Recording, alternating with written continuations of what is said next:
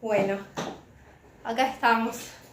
Se hace difícil a veces filmar así estos videos porque estoy muy casero y tengo que ir hasta allá y demás. Bueno, el texto con el que vamos a seguir es el texto de resiliencia, otro de los temas que les dije que faltaba, que está en el programa, y ustedes lo van a tener después de vejez, en la clase número 11. Bien, es de Aldo Melillo, lo van a encontrar en el programa porque quiero poder orientarlos también con la hilografía, ¿sí? Y está acá, es el texto número 18, me acerco, acá está al final de lo que es la unidad número 3, el texto número 18 de Melillo. Bien, empecemos. El concepto de resiliencia lo estamos escuchando mucho últimamente, lo vemos en todos lados, o por lo menos pasa que cuando uno relee estas cuestiones todo se hace más presente, a veces un concepto o una imagen o una palabra. Yo lo vi últimamente en tatuajes, en spots televisivos, hasta cuestiones de decoración, y me llama mucho la atención. Creo que tiene que ver también con un momento difícil que estamos pasando y por todo lo que involucra este concepto. Bueno, saben que tengo la colaboración acá de mi compañera que hace ruido. Bueno, resiliencia. ¿Qué es la resiliencia? Puse la mínima definición en la pizarra, ¿sí? Se la entiende como la capacidad del ser humano para hacer frente a las adversidades de la vida, superarlas o ser transformado positivamente por ellas. Y acá lo que es más importante es esta palabra, positivamente, ¿no? Algo que pasamos, que es muy difícil, que muchas veces tiene que ver con un contexto muy duro, y podemos atravesar esa situación y salir como fortalecidos. Ser resiliente tiene que ver con esto. Bueno, el autor que empezó a estudiar este concepto fue Werner en 1992. Él trabajó muchos años, como 30 años, tomando un grupo de niños nacidos en el medio de la pobreza más extrema, en la isla de Kauai, y fue haciendo un seguimiento de estos niños hasta su adultez, ¿sí? Bueno, lo que le llamó la atención y con lo que tenía que ver su estudio es con que muchos de estos chicos lograron un desarrollo sano, positivo, y justamente esto dijo, bueno, ¿por qué no se enferman los que no se enfermaron? ¿Por qué su desarrollo fue tan positivo a pesar de pasar por todo ese contexto, ¿sí? Bueno, de ahí es donde viene este concepto de la resiliencia. Bueno, niños invulnerables, se preguntaba, ¿no? ¿Cómo es que se dio esta situación? Bueno, para empezar, hay varias características que se relacionan con este concepto. La influencia de distintos factores. El hecho de que haya personas, alguien en el grupo familiar, alguien de su entorno, que sea un sostén para ese sujeto que está pasando por esa situación. Algo que va a influir en la autoestima también de estas personas para poder desarrollarse a partir del contexto. Bueno, en el texto lo vemos como los que se llaman los pilares de la resiliencia. ¿Qué es lo que hace que un sujeto finalmente sea resiliente o no? Bueno, obviamente se habla de factores de riesgo, que es lo que lleva justamente a estas situaciones tan difíciles, que son los factores de riesgo, pero también de factores que resultan ser protectores, factores protectores, ¿sí? Para los seres humanos, más allá de los aspectos negativos en los que pueda llegar a estar inserto. Bueno, uno de los puntos importantes es la aparición de un adulto significativo, alguien que acompañe a estos niños a lo largo de su historia o en algún momento difícil, ¿no? Ese adulto significativo a veces no son los padres, a veces los padres no están, a veces no se dan esas situaciones, a veces es un maestro en la escuela, a veces es un personal que los asiste en el hospital, un vecino que hace de soporte emocional, algún familiar lejano, se entiende, ¿no? Que bueno, quizás lo primero que se nos viene a la cabeza es decir, bueno, un buen contexto, a un papá o una mamá muy presente a pesar de que todo sea muy difícil. Bueno, a veces eso tampoco está. También habla de lo que es poder preguntarse a sí mismo, el arte de preguntarse a sí mismo, de darse una respuesta honesta. Y esto va a depender mucho de la solidez que tenga la autoestima, la autoestima ya cuando vimos en el video anterior que vemos transferencia, hablamos un poco de esto, ¿no? De lo que es el reconocimiento del otro, ese molde afectivo, ¿no? Ese molde afectivo va a brindar la posibilidad de una mayor solidez en la autoestima.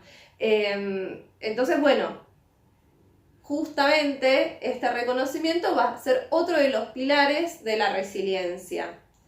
También otra cuestión es saber poder establecer un límite entre uno mismo y los problemas. Nosotros le decimos disociación, ¿no? Como hay momentos en donde están las cosas muy complicadas. Poder atravesarlos, ¿sí? Y que eso no deje al sujeto en un estado de total indefensión, ¿sí? Es decir, tener cierta distancia emocional con la problemática, pero no caer en el aislamiento. Estas palabras, ¿no? Estas cosas que estamos diciendo. Cierta distancia emocional con la problemática y no caer en el aislamiento. Bueno, en un momento de pandemia tan terrible que estamos atravesando a nivel mundial, hablamos de resiliencia, pero aparte hacemos como mucho hincapié en la importancia que es que haya una distancia social, no es aislamiento emocional, ¿sí? Y que haya cierta distancia emocional de todo lo que es la catarata de noticias, de insistencia con el tema, de tanta información, hasta atosigamiento, no tiene que llevarnos a caer en el aislamiento de no saber nada, de no querer enterarnos de nada, ¿no? Tiene que ver como, tiene que estar esta posibilidad de flexibilizar la situación. Bueno, depende del principio de realidad, que justamente el principio de realidad, cuando hablábamos en la primera tópica, ¿se acuerdan? Freudiana, del principio de realidad, tiene que ver con esto de poder hacer, de poder juzgar una situación prescindiendo de lo que son nuestros deseos, ¿no? A veces, por ejemplo, ¿no? Un deseo puede ser querer pensar que no va a pasar nada, que no nos va a pasar nada, y que no pasa nada y que no es tan grave. Bueno, claro, sería re lindo poder pensar eso, ¿no? Por eso sería no estar aplicando lo que es el criterio de realidad, el principio de realidad, y nos dejaría muy expuestos. Nos dejarían muy expuestos, que justamente lo que no va a ayudar a que un sujeto se desarrolle como resiliente, ¿bien? Una autoestima muy baja o exageradamente alta, ¿no? En donde, bueno, no, soy omnipotente, va a producir justamente una caída en el aislamiento. También otro pilar, otro factor que es muy importante para la resiliencia es saber ponerse a prueba, poder establecer cierto nivel de exigencia sin que esto sea sacrificio, ¿sí? Porque son dos cosas distintas. El sacrificio va a conducir a un lugar que es muy oscuro y muy intransitable, ¿sí? No va a conducir a algo positivo, pero el esfuerzo y cierta exigencia va a poder permitir fijar objetivos. También otra cosa, bueno, se habla mucho también del sentido de humor en la tragedia, ¿no? De poder hacer una buena diferenciación. Y también es poder extender esto a los que nos rodean. Bueno, ustedes van a ver en el texto que hay diferentes cuestiones, es un texto bastante llevable, es accesible, yo les quería como hacer alguna puntuación, ¿sí? Ahí están las fuentes interactivas de la resiliencia, después habla un poco más sobre el psicoanálisis, cómo se desarrolla la resiliencia, habla de resiliencia y psicoanálisis, yo ahí les diría que vayan a lo que es el primer párrafo, o sea, lo demás quizás se va complejizando y a fines pedagógicos, y dada la situación que estamos atravesando, me parece que con eso van a tener una buena introducción, ¿sí?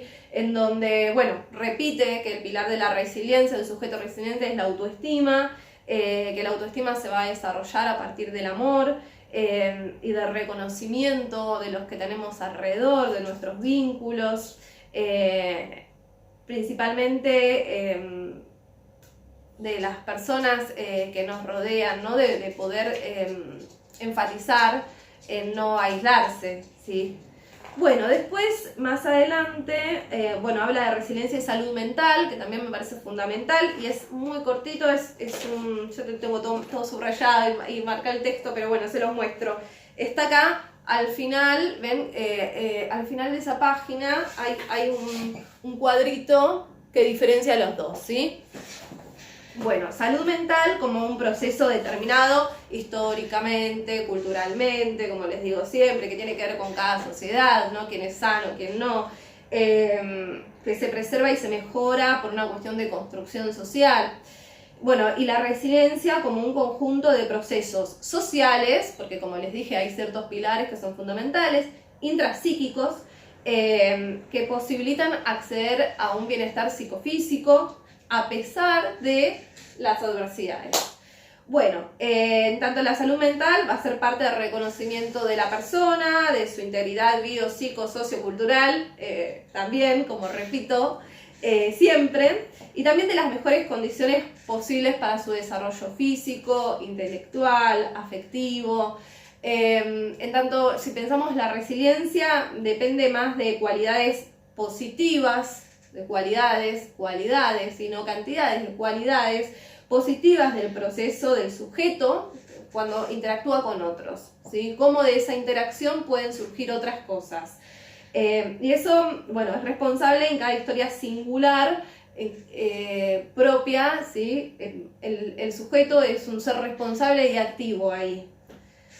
Bueno, van a tener también diferentes explicaciones de resiliencias, tanto en los ámbitos familiares, grupales, educación, en ámbitos comunitarios, y después la bibliografía. Yo les recomiendo que los lean, pero bueno, no quería que pasara el tema así por arriba, quería que ustedes tuvieran una introducción. Cuando hablamos de resiliencia, una metáfora, algo que nosotros tomamos como ejemplo, son las palmeras, ¿sí? Las palmeras, como por esa posibilidad que tienen en su flexibilidad de, a pesar de recibir los huracanes, el viento más fuerte y demás, siguen ahí estando, ¿no? Tienen la posibilidad de moverse, pero nunca terminar de quebrarse, ¿no? Como de poder sostenerse en la adversidad. Cuando se ven esas imágenes del tsunami en otros países, no sé si recuerdan alguna de esta catástrofe terrible que hubo, todavía se registran que estas palmeras al inicio de las islas están ahí, ¿sí? Hay imágenes de cómo quedó el lugar. No son las mismas ni van a ser las mismas, porque si bien el sujeto es resiliente, siempre va a tener una marcación subjetiva después de algún suceso muy adverso, pero sin embargo puede estar ahí y puede resurgir de otra forma. Bueno, nos encontramos para el otro texto, que ya es institucional.